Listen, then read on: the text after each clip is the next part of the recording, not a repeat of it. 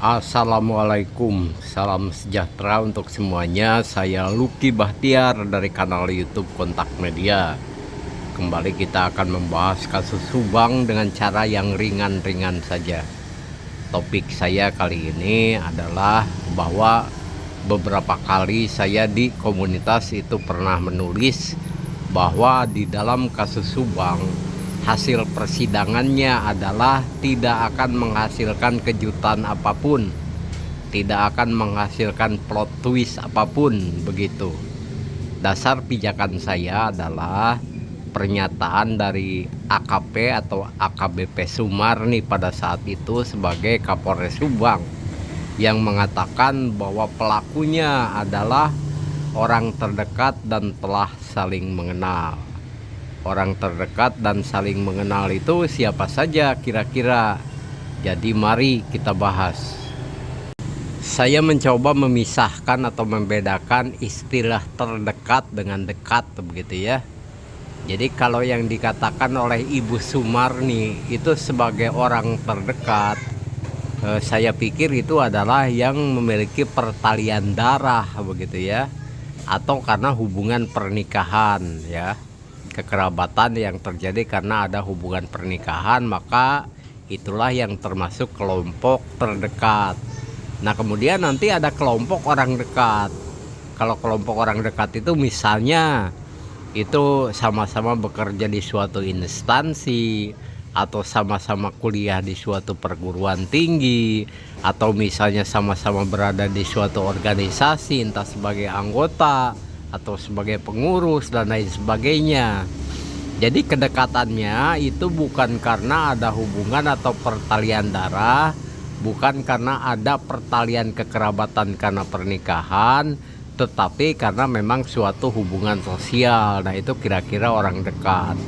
Jadi misalnya kalau karyawan di sebuah sekolah, ya kan, entah itu tukang sapu atau office boy misalnya, entah para guru, kemudian nanti ada kepala sekolah. Nah antara kepala sekolah dengan mereka itu bisa dikelompokkan sebagai orang dekat jika mereka tidak memiliki hubungan darah.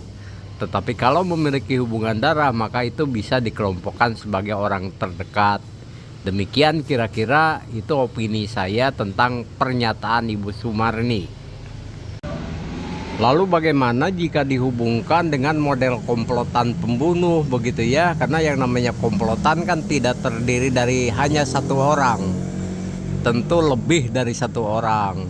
Nah ini komposisinya bisa saja gabungan dari orang terdekat, orang dekat, dan orang jauh yang tidak mengenal juga begitu. Karena yang penting itu ada unsur dalang, ada unsur orang yang bisa menyambung-nyambungkan perintah atau komunikasi.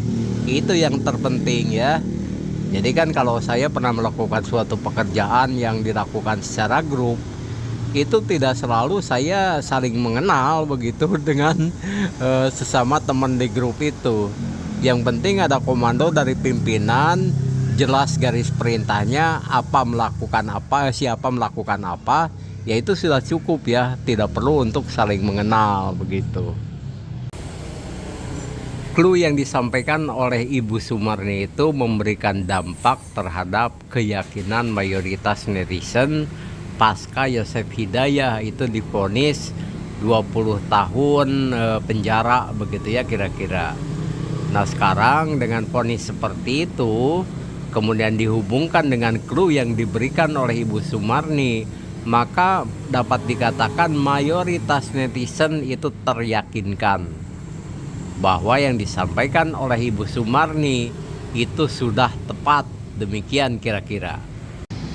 Lalu bagaimana seandainya ada sekelompok minoritas netizen yang belum yakin ya bahwa Yosef yang bersalah, meskipun sudah ketuk palu hakim 20 tahun untuk Yosef. Kalau menurut saya di era demokrasi seperti sekarang ini wajar-wajar saja apabila ada perbedaan pendapat, ada perbedaan pandangan, ada perbedaan penilaian. Yang penting semua itu menghormati dulu keputusan hakim pada saat ini. Cara menghormatinya adalah dengan meyakini bahwa Yosef bersalah, pun sebaliknya bagi yang tidak meyakini bahwa Yosef bersalah. masing-masing menghormati hakim, dipegang itu yang namanya keputusan hakim. Toh pada akhirnya khusus untuk Yosep ya, kemudian mungkin nanti berdampak terhadap MAA, itu masih ada mekanisme hukum lainnya, masih ada banding, masih ada kasasi, bahkan sampai PK yang bisa ditempuh. Jadi begitu kira-kira. Nah pertanyaan sekarang, apakah Yosep Hidayat sendiri akan melakukan banding misalnya? Kalau feeling saya sih memang akan melakukan banding ya yang bersangkutan. Kenapa? Jika melihat atau menyimak sedemikian kukuh Yosep tidak mengakui perbuatannya, maka besar kemungkinan Yosep akan melakukan banding. Jadi demikian saja uraian singkat dari saya. Hal yang ringan-ringan saja tentang kasus Subang ini.